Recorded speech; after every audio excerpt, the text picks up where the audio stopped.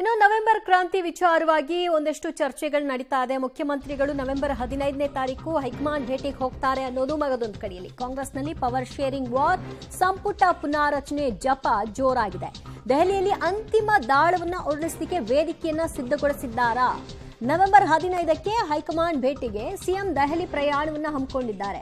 High command ಭೇಟಿಗೂ ಮೊದಲೇ CM dinner meeting ಅನ್ನ ಹಮ್ಮಿಕೊಂಡಿದ್ದು, ಸಿಎಂ ದೆಹಲಿ ಪ್ರವಾಸದ ವೇಳೆ ಡಿನ್ನರ್ ಮೀಟಿಂಗ್ನಲ್ಲಾದಂತಹ ನಿರ್ಧಾರಗಳು, ತಂತ್ರಗಳು ಅದೆಲ್ಲವನ್ನು ಕೂಡ ಅಲ್ಲಿ ಪ್ರಕಟ ಮಾಡೋ ಸಾಧ್ಯತೆ. ದೆಹಲಿ ಅಂಗಳದಲ್ಲಿ ಕುಳಿತು ತಂತ್ರಗಾರಿಕೆಯನ್ನ ರೂಪಿಸಲಾಗುತ್ತಾ? ಸಿಎಂ ಆಪ್ತ ಬಳಗದ ಡಿನ್ನರ್ ಮೀಟಿಂಗ್ ಬಗ್ಗೆ ಬಹಳಷ್ಟು ಕುತೂಹಲ ಎದ್ದಿದೆ. ಯಾಕಂದ್ರೆ ರಾಜಣ್ಣ ನಿವಾಸದಲ್ಲಿ ಲಂಚ್ ಮೀಟಿಂಗ್ ಇತ್ತು, ಅದು ಕ್ಯಾನ್ಸಲ್ ಆಯಿತು. ಅದರ ಬೆನ್ನಲ್ಲೇ ಬೆಂಗಳೂರಿನಲ್ಲಿ ಒಂದು ಡಿನ್ನರ್ ಮೀಟಿಂಗ್ ಅನ್ನು ಹಮ್ಮಿಕೊಳ್ಳಲಾಗಿದೆ. ಅದರಲ್ಲಿ ಕಾವೇರಿದ ಚರ್ಚೆ ನಡೆಯುತ್ತೆ. ಬಿಹಾರ ಎಲೆಕ್ಷನ್ ನಂತರದಲ್ಲಿ ಏನು ಅನ್ನೋದರ ತಯಾರಿಗಳನ್ನು ಈಗಾಗಲೇ ಸಿದ್ದು ಬಣ ಸಿದ್ಧಪಡಿಸಿಕೊಂಡಿದೆ. ಅದೆಲ್ಲವನ್ನು ಕೂಡ ಹೈಕಮಾಂಡ್ ಗಮನಕ್ಕೆ ತರಬೇಕು ಅಂತ ಸಿದ್ದರಾಮಯ್ಯನವರು ನವೆಂಬರ್ 15ನೇ ತಾರೀಕು ದೆಹಲಿಗೆ ಪ್ರಯಾಣವನ್ನು ಬೆಳೆಸಿದ್ದಾರೆ.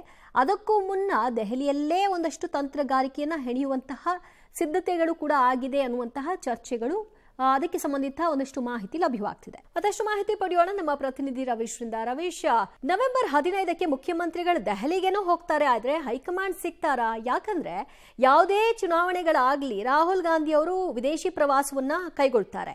ಹೀಗಿದಂತಹ ಸಂದರ್ಭದಲ್ಲಿ ಬಿಹಾರ ರಿಸಲ್ಟ್ ಬಂದ ನಂತರ ಅವ್ರ ಕೈಗೆ ಸಿಗ್ತಾರಾ? ದಿವ್ಯಾ, ಕಾಂಗ್ರೆಸ್ ಮೂಲಗಳ ಮಾಹಿತಿ ಪ್ರಕಾರವೂ ಕೂಡ ವಿದೇಶ ಪ್ರವಾಸ ಫಿಕ್ಸ್ ಆಗಿದೆ. ಹಾಗಾಗಿ ಒಂದು ವಾರ ಮುಂದಕ್ಕೆ ಹೋಗ್ಬೋದು ಅಂತ ಹೇಳಲಾಗ್ತಾ ಇದೆ. ಹಾಗಾಗಿ ಸಿಎಂ ಸಿದ್ದರಾಮಯ್ಯನವರು 14ನೇ ತಾರೀಕು ಸಂಜೆ ಹೊರಡುವಂತಹ ಸಂದರ್ಭದಲ್ಲಿ ಒಂದು ಖಾಸಗಿ ಕಾರ್ಯಕ್ರಮದ ಪುಸ್ತಕ ಬಿಡುಗಡೆ ಕಾರ್ಯಕ್ರಮದಲ್ಲಿ ಕೂಡ ಭಾಗವಹಿಸ್ತಾರೆ. ಅದಾದ ಬಳಿಕ ಭೇಟಿ ಮಾಡಬೇಕು ಅಂತ ಈಗಾಗಲೇ ಪ್ಲಾನ್ ಮಾಡ್ಕೊಂಡಿದ್ದಾರೆ.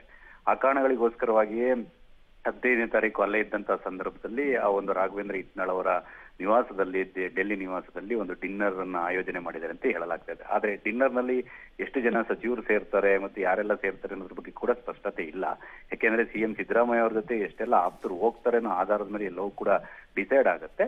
ಒಂದ್ ವೇಳೆ ಅಲ್ಲಿ ಹೈಕಮಾಂಡ್ ಭೇಟಿಗೆ ರಾಹುಲ್ ಗಾಂಧಿ ಅವರು ಸಿಗದೇ ಇದ್ರು ಕೂಡ ಆ ಒಂದು ವೇಣುಗೋಪಾಲ್ ಮತ್ತು ಸುರ್ಜೇವಾಲಾ ಇವರ ನಡುವೆ ಮಾತುಕತೆಯನ್ನು ಮಾಡ್ಕೊಂಡು ಬರ್ಬೋದು. ಆದ್ರೆ ಅದಕ್ಕೆ ಸ್ಪಷ್ಟತೆ ಸಿಗೋ ಚಾನ್ಸಸ್ ಕಡಿಮೆ.